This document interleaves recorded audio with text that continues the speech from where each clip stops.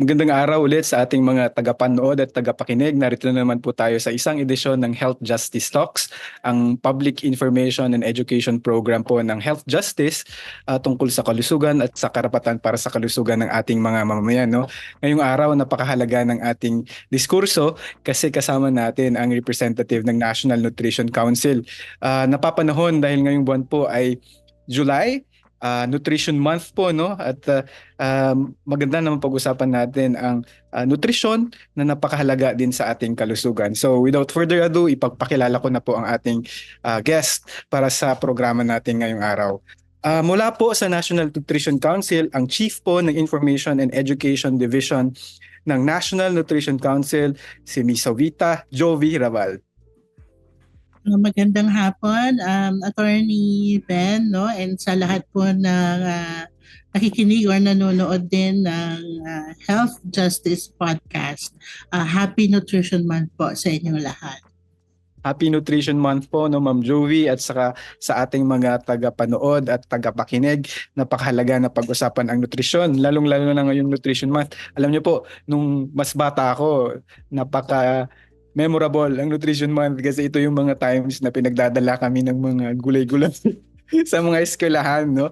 At ini-insist ng ating mga guro yung kahalagahan ng nutrisyon. At ngayon naman po, mayroon po tayong podcast na mapag-uusapan natin all about nutrition, lalong-lalo na mula sa National Nutrition Council po, no?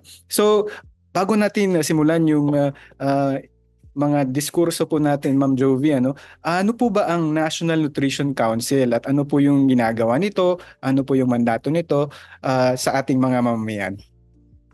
Ang National Nutrition Council po or NNC ay ahensya po ng pamahalaan na siyang bumubuo ng mga polisiya, mga programa tungkol po sa nutrisyon, no? Kasama na po dyan yung taon ng pagdiriwang ng Nutrition Month, no? So ang NNC po, basta pagdating sa usaping nutrisyon, ang National Nutrition Council po ang maaasahan ninyo, no, para isulong yung mga karapatang pangnutrisyon.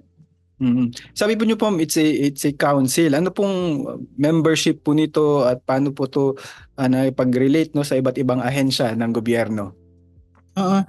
Bilang council, no, ang struktura kasi ng NNC, may governing board na binibilangan ng 10 ahensya ng pamahalaan, Department of Health, Agriculture, Social Welfare Development, DILG, DOLE, DTI, DOST, DBM, NEDA, no, at saka private sector representatives, no. Ito yung mga pangunahing ahensya na may kinalaman na mapaibsan yung problema natin sa malnutrition, no. And kami naman yung pinaka-secretariat na siyang nag-execute ng mga polisiya o mga resolusyon ng governing board, no. At bukod dyan, naka-establish na rin ng NNC ng network throughout the country through sa ating mga lokal na pamahalaan. Merong mga local nutrition committee, so may provincial nutrition committee hanggang sa barangay nutrition committee, no, na siya naman ang pinaka NNC, no, sa lokal na level. So malawak na po talaga at interagency yung approach at struktura ng NNC po. Ano po yung mga nutrition challenges po ba na kinakaharap ngayon ng ating bansa na kung saan binibigyan natin ng solusyon through the plans and programs po ng NNC? Oo, no. Although nag-improve na rin yung problema ng nutrisyon, no, since nabuo ang NNC noong 1974, 50 years ago, no, hindi na kasing grabe. Pero sa kasalukuyan, may parang 3 challenges tayo na tinatawag din nating triple burden of malnutrition, no? Yan yung meron tayong undernutrition, kulang sa sustansyong katawan, and na-express yan dun sa pagkabansot ng mga bata o yung tinatawag na child stunting, no? 26.6% ng mga bata under 5 ay maliit para sa kanilang edad. Ang pangalawang challenge naman na nagiging pataas ng pataas, yung overweight and obesity, no? Ito yung mansobra sa timbang, no? Tinataya na 29.5 million na Pilipino ang mayroong either overweight or obesity, no? At ang pangatlo yung micronutrient deficiencies. May problema pa rin tayo sa vitamin, kakulangan ng vitamin A, iron at saka iodine.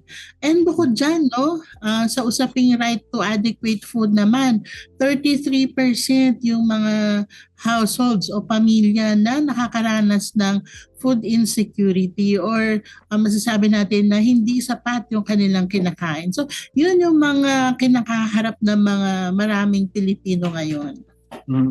Dun sa mga kinaharap nating mga issues and concerns po, no, meron po bang plano or strategiya yung gobyerno, isang action plan na pwede nating magamit, no, para masolusyonan itong mga isyung ito, at paano nilalayon na ipatupad ito ng NNC, ma'am? Oo, meron tamang-tama, no? Meron talaga tayong plano. Ito yung tinatawag nating Philippine Plan of Action for Nutrition or PPAN, no? So pang-11 na plano na ito for 2023 to 2028, no? Dito nakabalangkas ano ba yung gusto natin na maganap para maibsan yung problema ng malnutrition, no? Essentially, may tatlong strategies yung PPAN ngayon. Una, gusto natin ang mga Pilipino magkaroon ng healthier diets, na magkaroon ng access sa masustansyang pagkain. Pangalawa, nagiging problema kasi yung maling mga gawi, no, or behavior sa nutrisyon. Marami tayong mga maling paniniwala, no, kaya hindi natin nakakamit yung talagang wastong nutrisyon. At pangatlo, gusto pa nating mapalawak yung mga serbisyo sa nutrisyon. Kasi kung gusto nating mabawasan halimbawa yung dami ng batang bansot, dapat at least 90% ang coverage ng mga services natin, no? So yun yung tatlong pinaka-strategies natin sa PPAN na gusto natin maipatupad, hindi lang ng pamahalaan, pero pati iba't ibang mga partners.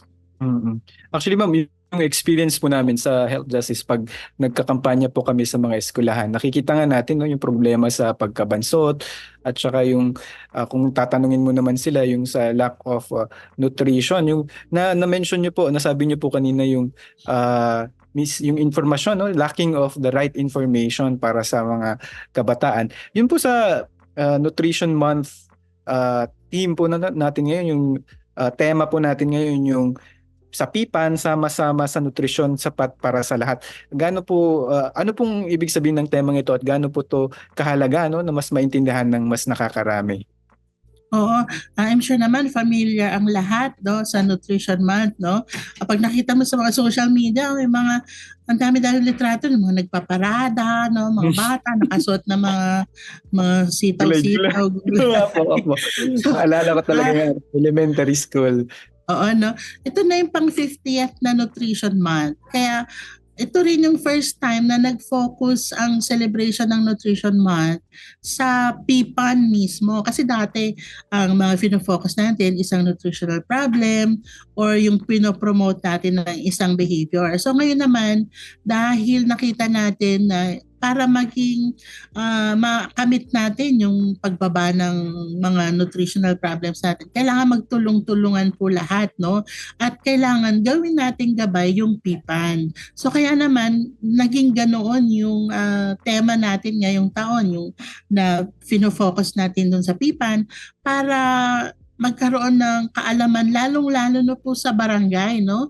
Sa barangay level kasi marami dyan namang barangay captain, hindi alam na may plano pala sa nutrisyon, no? Sa kanila pa naman nakasalalay yung direkta pagbibigay ng mga serbisyo doon sa mga pamilya, doon sa mga purok, doon sa mga sitio sa barangay. So kailangan ma-mobilize natin lahat, no?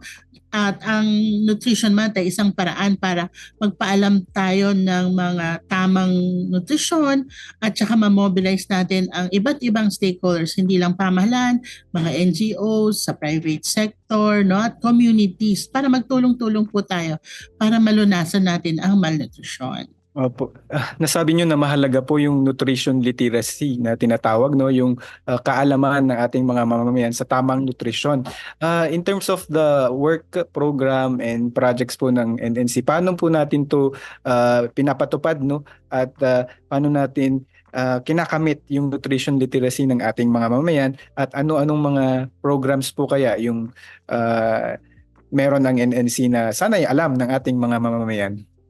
O ano, yung basic messages natin sa nutrition, nakapaloob yan dun sa Nutritional Guidelines for Filipinos na translate naman ng NNC into yung tinatawag nating 10 commandments. So nandyan po yung mga basic guide natin na dapat kumain tayo ng iba't ibang uri ng pagkain, breastfeeding, no? So makikita niyo naman po yan sa ating website or sa ating social media, no? So ang mga channels na ginagamit natin, hindi lang NNC sa central office, pati regional offices, no?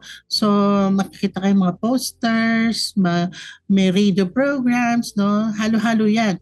Pero bukod po dyan, ini-integrate din po ang nutrition sa programa ng iba't ibang ahensya din. For example, sa programa ng DSWD na 4Ps. So may family development sessions na may nutrition naman din yon. Pagdating naman sa Department of Education, yung curriculum ng mga bata, meron ding nutrition yon, no? So ini-integrate natin sa lahat yung informasyon tungkol sa nutrition, no, para ma-improve yung nutrition literacy ng ating mamamayan. And sana hindi lang yung information maging ma-translate into behaviors. For example, alam naman ng lahat na ang breastfeeding ang the best for the babies, 'di ba? Pero 60% pa lang yung ating breastfeeding rates, no? So kailangan masuportan yung mga nanay, for example, at ang gumagawa diyan yung mga ina-encourage natin mga LGUs na magkaroon ng mga breastfeeding support groups, no? So tulong-tulong po ang lahat para ma-reach natin lahat ng pamilya. And in the PIPAN po ngayon, hindi lang mga bata at buntis yung tinatarget natin, but the entire life stage, no? So kasama na po dyan yung mga adolescents pati mga adults. So kailangan ma-reach po natin lahat yan. Kaya kailangan talaga ng lahat ng sektor nagtutulungan. Oo nga po. At mahalaga, no, na gawin ng bawat ahensya at bawat level ng gobyerno, yung national government at local government, yung mga munisipyo, siyudad at probinsya. At nasabi niyo po kanina yung mga kapitan, no, yung kanilang role o tungkulin bilang mga information and project agent on nutrition. Nasabi niyo po kanina, ma'am, yung sa obesity na nagiging malaking problema sa Pilipinas, no, sa ibang bansa problema rin to at nagiging global na yung concern. Ano pong ginagawa ng NNC tungkol sa problemang ito at paano po nating ma-accelerate, no, yung programs and plans natin para masolusyonan yung isyong ito? Oo, no? So bilang policy making body, meron na po tayong na draft na national policy on addressing obesity po, no? So duman na po yan sa ating technical committee and up for discussion na po dun sa governing board para po maipasa. Nakapagbuo na rin po tayo ng strategic plan kasama ng iba't ibang sektor, no? Kung saan ang isang malaking bahagi ng pag-address ng obesity ay yung prevention. So dapat magkaroon tayo ng access sa masustansyang pagkain at may mga regulations tayo, mga interventions para mabawasan naman yung pagkonsumo natin ng mga pagkain mamantika, sobrang matatamis, mayroong trans fatty acid, saturated fat, sobrang alat, no? Kasi yan din yung mga nagkukos ng yung sobrang energy, no? Obesity at saka yung mga problema natin sa non-communicable diseases. So prevention ay mahalaga.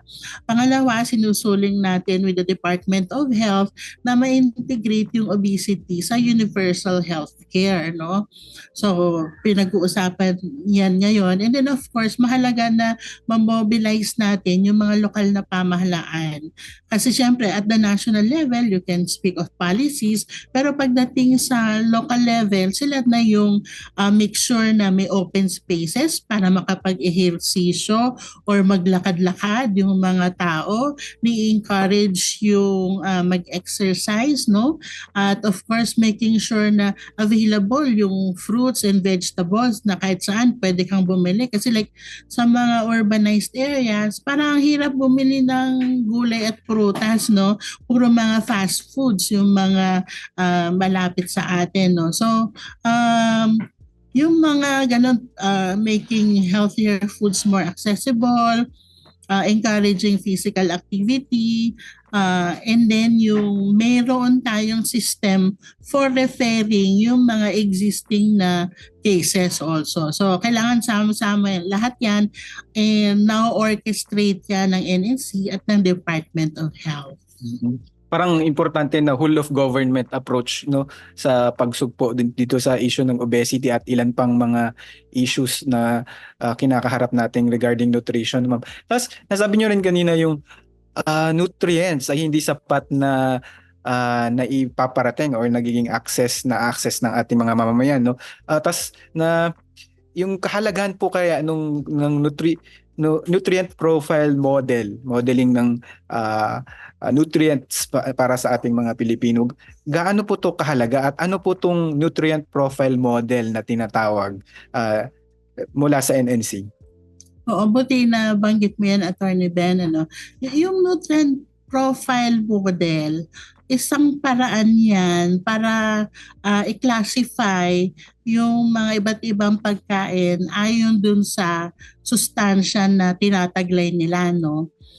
Specifically, yung binubuo ng NNC ngayon na nutrient profile model, na-identify niya ano ba yung mga pagkain sobra sa energy or calories, sobra-sobra sa asukal or tamis, yung may dagdag na asukal, sobra-sobra sa alat, yung may trans fatty acid, saka saturated fat, no?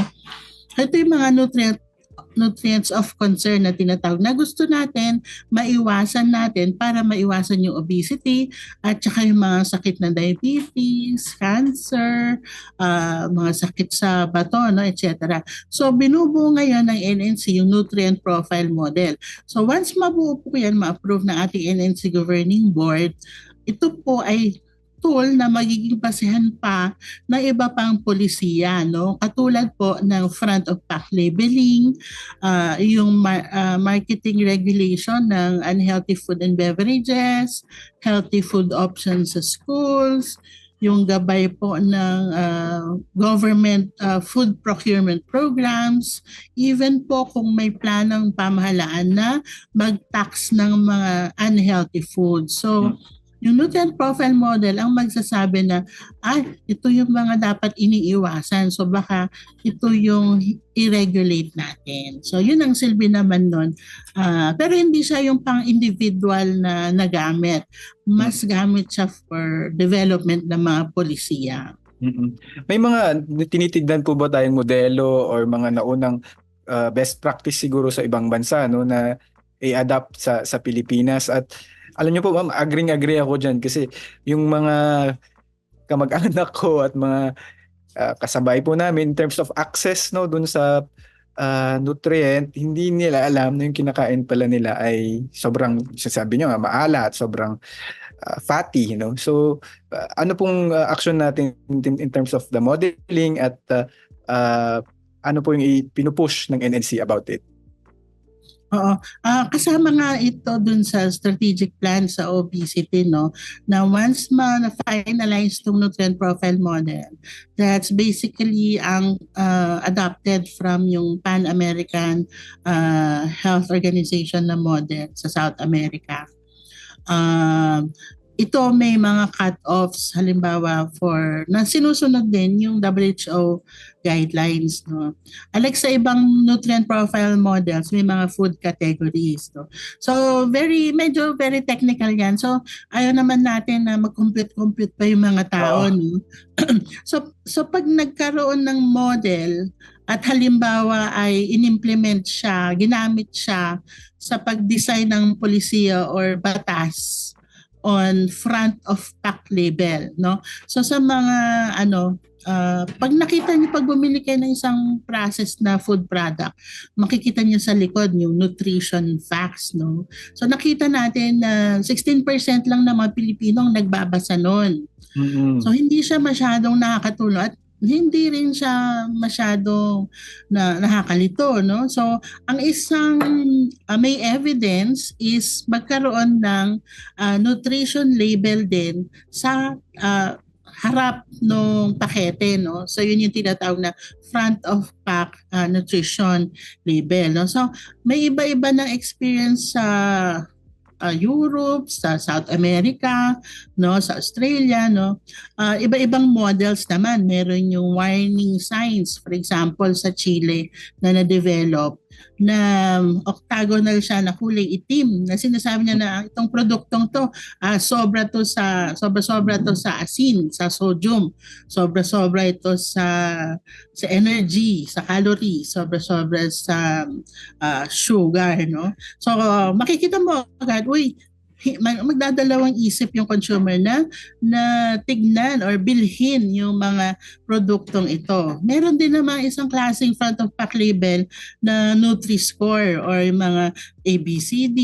Meron din yung parang traffic light na pag green, pwede mong konsumo to, or pag red, medyo magdadalawang isip ka din, no. So ganun yung pag-translate nung nutrient profile model into a policy na makakatulong. And in fact, may mga evidence na nagsasabi na kapag meron isang bansa na front of pack label na mandatory, no, hindi lang yung voluntary, mayroong potential na makapagpababa siya na at least 5% ng non-communicable diseases and as much as 3% sa obesity, no, base dun sa mga ilang mga pag-aaral. So malaki yung potential niya din na for example, baguhin yung paraan ng pamimili na hindi mo nabibili yung mga matataas sa mantika, asukal, etc.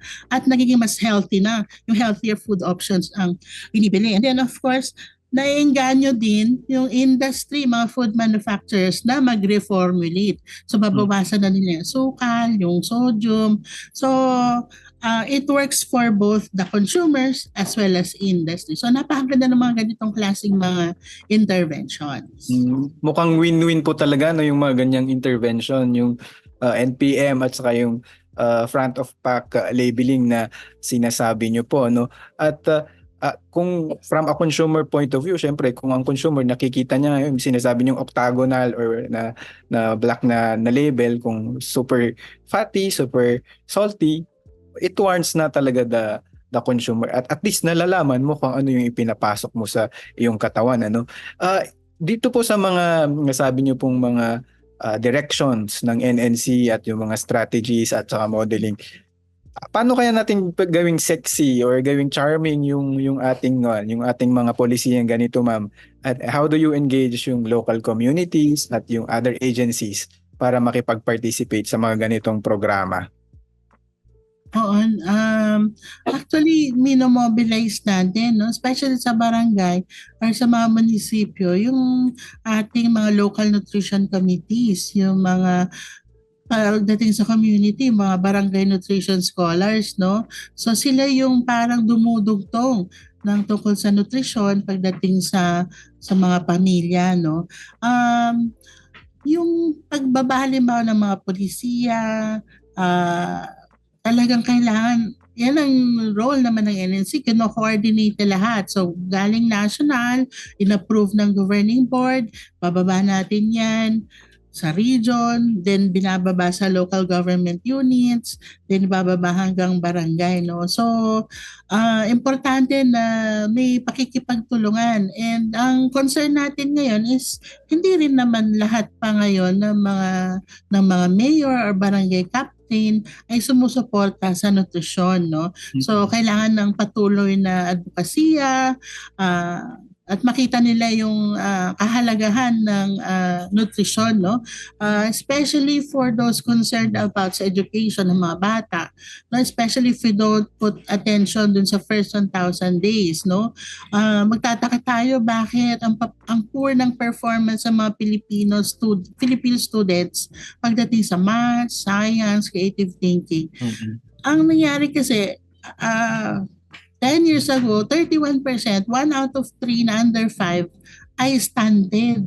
Meaning, stunted na rin yung utak nila, yung brain development. Ang dami ng 5.2 million na IQ points ang estimated na loss just because na low birth weight yung mga bata, no? So, importante ang nutrition kung gusto natin na magkaroon ng matatalino, matatangkad na bata and for the future productivity of the country. Para kung hindi natin i-address ang malnutrition, patuloy yung kahirapan sa ating bansa, no? Napakaganda po nung sinabi nyo, no, yung link ng nutrition to education and to progress, no, paano magde-develop yung ating bansa. So key talaga ang nutrition. Sabi nga nila, ang batang gutom mahirap pong matuto, no? Kaya importante talaga po ang nutrition. Tungkol naman po sa isa pang issue na na-raise nyo kanina sa food security, ma'am, ano, paano po nating nakikita yung food security ng Pilipinas in the next 5 or 10 years at anong po kayang approaches ang tama po ang maaari nating gawin para ma-ensure yung ating food security from the NNC side? Oo. Actually, meron po tayo interagency task force on zero hunger, no? At ang co-chair po nito ay ang NNC, no? So dito tinatakel yung access, availability, affordability, yung quality ng pagkain para mas makarating ito sa mga pamilya, no? So may mga pag-aaral na dito sa Pilipinas, tayo yung may mga pinakamahal na pagkain. And at least 70% din ng mga families cannot afford a healthy diet, no? So medyo nakalulungkot. Kaya naman ang sinusulong ng PIPAN ay magtulong-tulungan kasama natin ang Department of Agriculture, Department of Trade, no, para magkaroon ng production ng mga pagkain na nagmi-meet sa ating nutritional requirements, maging mas efficient yung pag-deliver nito. Kaya ang Department of Agriculture may mga kadiwat ani program.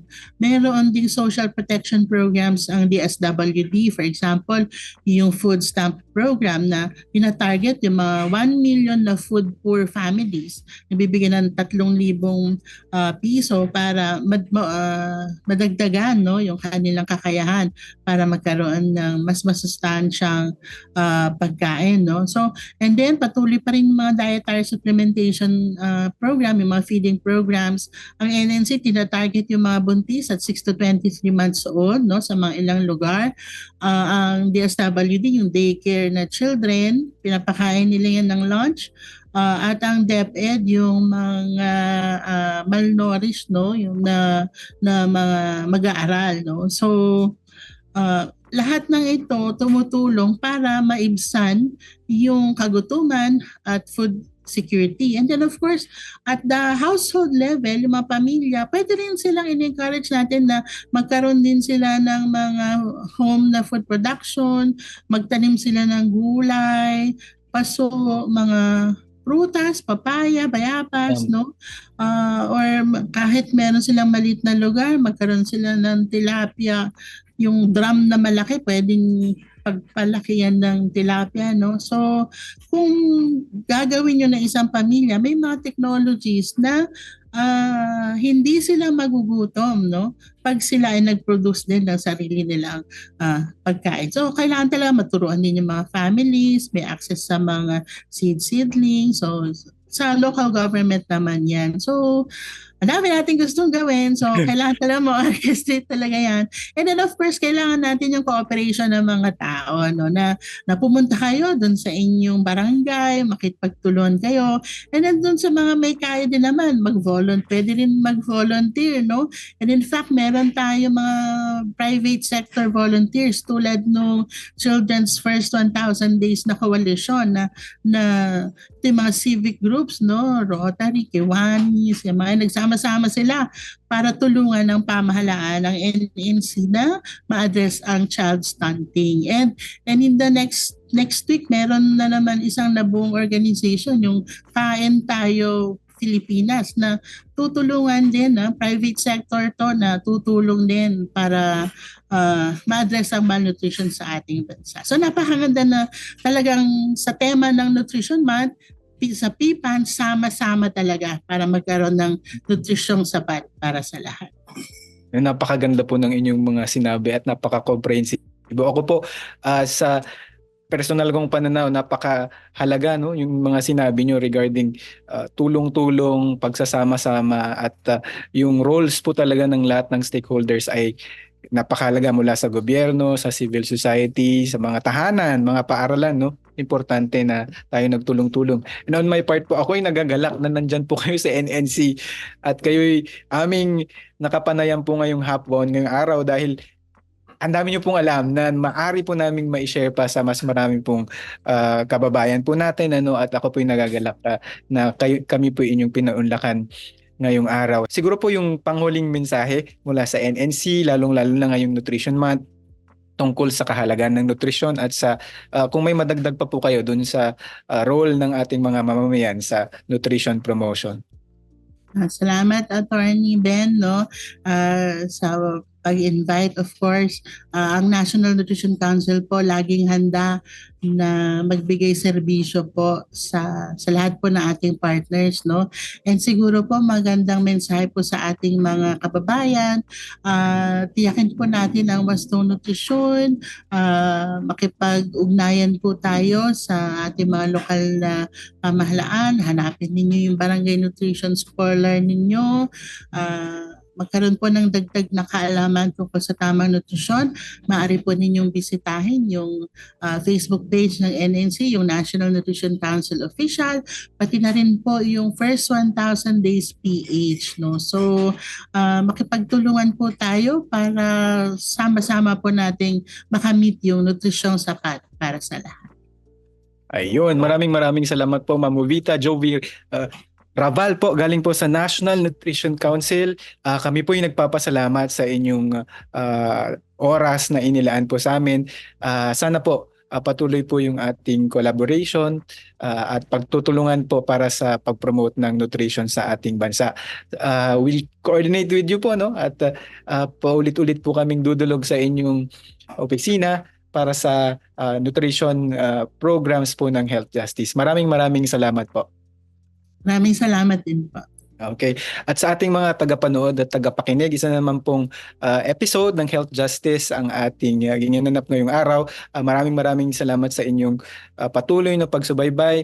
Maaari nyo po kami i-follow sa aming mga social media pages sa Health Justice Philippines, sa Facebook, sa Twitter, sa Instagram at sa TikTok. Kami po ay available sa lahat ng social media outlets. At kami, kung hindi pa po kayo nag-subscribe, just click subscribe po dito sa aming podcast at sa aming mga YouTube channel. Maraming salamat po, hanggang sa susunod na episode.